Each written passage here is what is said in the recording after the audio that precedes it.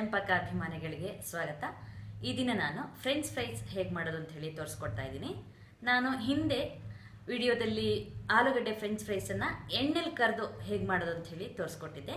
ನಾನು ಇವತ್ತು ಎಣ್ಣೆಲಿ ಕರಿಯೋದ ಬಿಟ್ಟು ಆಕ್ಸಿ ಫ್ರೈಯರ್ನಲ್ಲಿ ಅಥವಾ ಏರ್ ಫ್ರೈಯರ್ನಲ್ಲಿ ಹೇಗೆ ಮಾಡೋದು ಅಂತ ಹೇಳಿ ತೋರಿಸ್ಕೊಡ್ತಾ ಇದ್ದೀನಿ. ಆಲೂಗಡ್ಡೆನ ನೀವು ಹೆಚ್ಚಿದ ಮೇಲೆ ಅರ್ಧ ಬೇಯಿಸ್ಕೊಂಡ್ಬಿಟ್ರೆ ನಿಮಗೆ ಆಕ್ಸಿ ಫ್ರೈಯರ್ನಲ್ಲಿ ಈ ಫ್ರೆಂಚ್ ಫ್ರೈಸ್ ಮಾಡೋದು ತುಂಬ ಸುಲಭ ಆಗುತ್ತೆ. ಸೊ ನಿಮಗೆ ಎಣ್ಣೆ ಅಂಶ ಏನೂ ಇಲ್ಲ, ಆದ್ದರಿಂದ ಈ ಫ್ರೆಂಚ್ ಫ್ರೈಸು ತುಂಬ ಚೆನ್ನಾಗಿರುತ್ತೆ, ಆರೋಗ್ಯ ಕೂಡ ಒಳ್ಳೆಯದೇನೆ. ಬೇಕಾಗುವ ಪದಾರ್ಥಗಳು: 4 ಆಲೂಗಡ್ಡೆ, ಸುಮಾರಿಗಿನ ದೊಡ್ಡ ಸೈಜಿಂದ ಆಲೂಗಡ್ಡೆ ನಾನು ತೊಗೊಂಡಿದ್ದೀನಿ. ಆಲೂಗಡ್ಡೆನ ಬೇಯಿಸ್ಲಿಕ್ಕೆ ನೀರು, ಆಲೂಗಡ್ಡೆ ಮುಳುಗಿ ಸ್ವಲ್ಪ ಅದ್ರ ಮೇಲೆ ನಿಲ್ಲುವಷ್ಟು ನೀರಿಟ್ಕೊಳ್ಳಿ. ಉಪ್ಪು ರುಚಿಗೆ ತಕ್ಕಷ್ಟು, ನಾನು 1/4 ಟೀ ಸ್ಪೂನ್ ಇಟ್ಕೊಂಡಿದ್ದೀನಿ. ಖಾರದ ಪುಡಿ ನಿಮ್ಮ ಖಾರದ ಅಪೇಕ್ಷೆ ಮೇಲೆ ಹಾಕ್ಕೊಳ್ಳಿ. 1/4 ಟೀ ಸ್ಪೂನ್ ನಾನು ಇಟ್ಕೊಂಡಿದ್ದೀನಿ. ನೀವು ಖಾರದ ಪುಡಿ ಅಲ್ಲದೆ ಪೆಪ್ಪರ್ ಪೌಡ್ರು, ಮೆಣಸಿನ ಪೌಡ್ರನ್ನ ಕೂಡ ನೀವು ಬಳಸ್ಕೋಬೋದು, ಅದಾದರೂ ಒಂದು 1/4 ಟೀ ಸ್ಪೂನು. ಎಣ್ಣೆ 1 ಟೀ ಸ್ಪೂನು. ಆಲೂಗಡ್ಡೆನ ಸಿಪ್ಪೆ ತೆಕ್ಕೊಳ್ಳಿ. ಆಲೂ ಫ್ರೆಂಚ್ ಫ್ರೈಸ್ ತಿಂದಾಗ ನೋಡಿರ್ಬೋದು ನೀವು, ಅದನ್ನು ಕಟ್ ಮಾಡೋದು ಈ ಥರ ತೆಳ್ಳಗೆ ಉದ್ದಕ್ಕೆ ಕಟ್ ಮಾಡ್ತಾರೆ. ಇದು ಆಲೂಗಡ್ಡೆ ದೊಡ್ಡಕ್ಕಿದೆ, ಆದ್ದರಿಂದ ನಾನು ಮಧ್ಯಕ್ಕೆ ಹೀಗೆ ಕಟ್ ಮಾಡಿಕೊಂಡು, ನನ್ನ ಹತ್ರ ಈ ಫ್ರೆಂಚ್ ಫ್ರೈಸ್ ಕಟ್ ಮಾಡೋ ಒಂದು ಸಣ್ಣ ಸಾಧನ ಇದೆ, ಅದರಲ್ಲೇ ನಾನು ಹೀಗೆ ಪ್ರೆಸ್ ಮಾಡಿ ನೋಡಿ ಕಟ್ ಮಾಡ್ತೀನಿ. ನೋಡಿ ಈ ಥರ ಬರುತ್ತೆ. ಇಲ್ಲ ಅಂದರೆ ನೀವು ಇದನ್ನು ಹೀಗೆ ಫಸ್ಟು ಗಾಲಿಯಾಗಿ ಕಟ್ ಮಾಡ್ಕೊಂಡ್ಬಿಟ್ಟು ಅದನ್ನು ಹೀಗೆ ಈ ಥರ ತೆಳ್ಳಗೆ ಕೂಡ ಕಟ್ ಮಾಡಿಕೊಂಡ್ರೂ ಆಗತ್ತೆ. ಈ ಥರ ಫ್ರೆಂಚ್ ಫ್ರೈಸ್ನ ಕಟ್ ಮಾಡೋ ಚಾಪರ್ ಇದ್ದರೆ ಅದಕ್ಕೆ ನೀವು ತುಂಬ ದೊಡ್ಡ ಆಲೂಗಡ್ಡೆ ಇದ್ದರೆ ಅರ್ಧ ಮಾಡಿಬಿಟ್ಟು ಹಾಕಿ ಅದನ್ನು ಈಗ ಪ್ರೆಸ್ ಮಾಡ್ಕೊಳ್ಳಿ. ನಿಮಗೆ ಬೇಗ ಕಟ್ ಮಾಡಲಿಕ್ಕೆ ಆಗತ್ತೆ.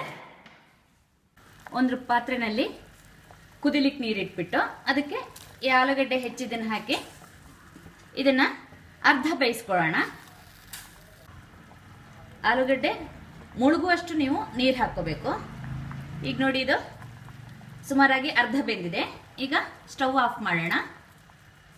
ಈ ನೀರನ್ನು ಒಂದು ಸ್ಟ್ರೈನರ್ನಲ್ಲಿ ಬಸ್ಕೊಳ್ಳೋಣ. ಫ್ರೆಂಚ್ ಫ್ರೈಸ್ನ ನೀವು ಆಕ್ಸಿ ಫ್ರೈನಲ್ಲಿ ಮಾಡಬೇಕಾದಾಗ ಅದಕ್ಕೆ ಕೆಳಗಡೆ ಒಂದು ಕಂಟೈನರ್ ಕೊಟ್ಟಿದ್ದಾನೆ. ಆ ಕಂಟೈನರ್ನ ತೆಕ್ಕೊಂಡ್ಬಿಟ್ಟು ನೀವು ಹೊರಗಡೆ ಇದರೊಳಗೆ ಈಗ ಬೇಯಿಸಿದ ಆಲೂಗಡ್ಡೆನ ಹಾಕ್ಕೊಳ್ಳೋಣ. ನೀರು ಬಸ್ಬಿಟ್ಟು ಇದಕ್ಕೆ ಈ ಆಲೂಗಡ್ಡೆ ಬೇಯಿಸಿದ್ದನ್ನು ಹಾಕ್ಕೊಂಡು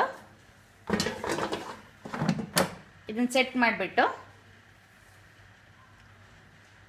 200 ಡಿಗ್ರಿಗೆ ಸೆಟ್ ಮಾಡ್ಕೊಳ್ಳಿ.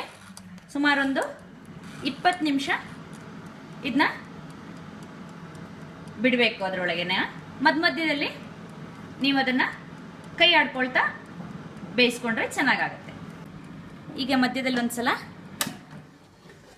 ಈ ಪಾತ್ರನ ತೆಗೆದ್ಬಿಟ್ಟು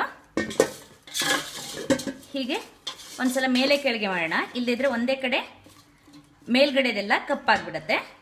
ನೀವು ಆಫ್ ಮಾಡೋ ಅಗತ್ಯ ಏನಿಲ್ಲ. ಮತ್ತೆ ಈ ಕಂಟೈನರ್ನ ಹೀಗೆ ಫಿಕ್ಸ್ ಮಾಡಿ ಮತ್ತೆ ಬೇಯಲಿಕ್ಕಿಡಿ. ಈಗ ಇನ್ನೊಂದು ಸರಿ ತೆಗೆದ್ಬಿಟ್ಟು ನೋಡಿ, ಈಗ ಮೇಲ್ಗಡೆ ಎಲ್ಲ ಒಂಥರ ಕೆಂಪು ಕಲರಿಗೆ ಬಂದಿದೆ. ಇನ್ನೊಂದ್ಸಲ ಹೀಗೆ ಮಿಕ್ಸ್ ಮಾಡಿಬಿಟ್ಟು ಹಾಗೆ ಫಿಕ್ಸ್ ಮಾಡೋಣ. ಈಗ 20 ನಿಮಿಷ ಆಗಿದೆ. ಹಾಗೆ ನೋಡಿ, ಇದು ಕೂಡ ಫ್ರೆಂಚ್ ಫ್ರೈಸ್ ಕೂಡ ನೋಡಿ ಶಬ್ದ ಕೇಳ್ತಿದೆ ನೋಡಿ, ನಿಮಗೆ ಒಳ್ಳೆ ಗರಿಯಾಗಿ ಚೆನ್ನಾಗಾಗಿದೆ. ಇದನ್ನ ಒಂದು ಪಾತ್ರೆಗೆ ಹಾಕ್ಕೊಳ್ಳೋಣ.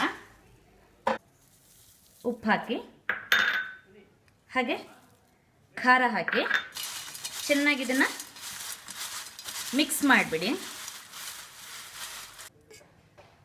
ಸ್ವಲ್ಪ ಎಣ್ಣೆ ಹಾಕಿ